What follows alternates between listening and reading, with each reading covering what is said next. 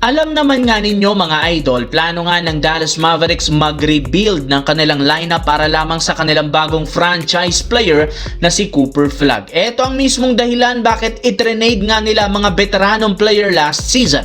Pero kung akala nyo maghihintay pa ang Mavericks ng ilang taon para maging competitive sa West, dito nga sila nagkakamali dahil base sa ibinulgar na balita ngayon, plano ng bagong presidente at general manager ng Dallas Mavericks na si Masai Ujiri na gumawa ng malaking pagbabago o trade para mapalakas agad ang kanilang lineup ngayong off-season mismo. Isa sa mga tinatrabaho nila ang pagkuha kay Kawhi Leonard sa Los Angeles Clippers.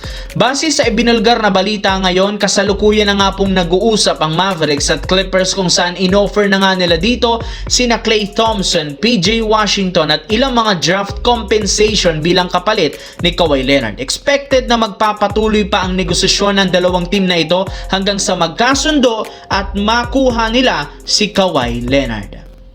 Sa kabilang banda, dahil nga may iniinda pang injury sina Jimmy Butler at Moses Moody, inaasahan na hindi sila makakapaglaro sa simula ng next season na siyang makakaapekto na naman ang kanilang performance bilang isang team. Ibig sabihin, posibleng bumagsak na naman sila sa ibaba ng standings, which is ayaw nang mangyari ng prangkisa. Dahil dito, susubukan nga ng front office maisalba ang kanilang kampanya. At isa sa mga naisip nilang plano, ang posibleng pagkuha pareho kina LeBron James at Anthony Davis. At magagawa nila yan sa pag-sign nila kay LeBron James sa isang mid-level contract sa free agency, since pinaniniwalaan nila na aalis na ito kasunod ng pagiging free agent sa Lakers. Habang pagdating naman kay Anthony Davis, kinukonsidera ng Golden State ang posibilidad na pagkuha sa kanya sa isang trade mula sa Washington Wizards, kung saan balak nga nila dito ang gamitin ang kontrata ni Jimmy Butler at ilan sa mga future draft picks.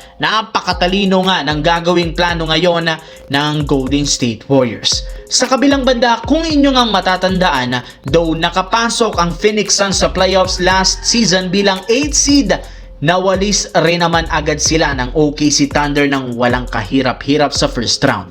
Kaya para nga hindi ito maulit pa, gumawa nga agad ang kanilang front office ng paraan para mapalakas lalo ang lineup. Ito ang kanilang ginawang trade sa Charlotte Hornets. Bali dito nakuha ng Suns si Miles Bridges, 2029 first round pick, 2027 second round pick, kapalit sina Grayson Allen, Royce O'Neal, 2033 first round pick na mapupunta naman sa Charlotte Hornets.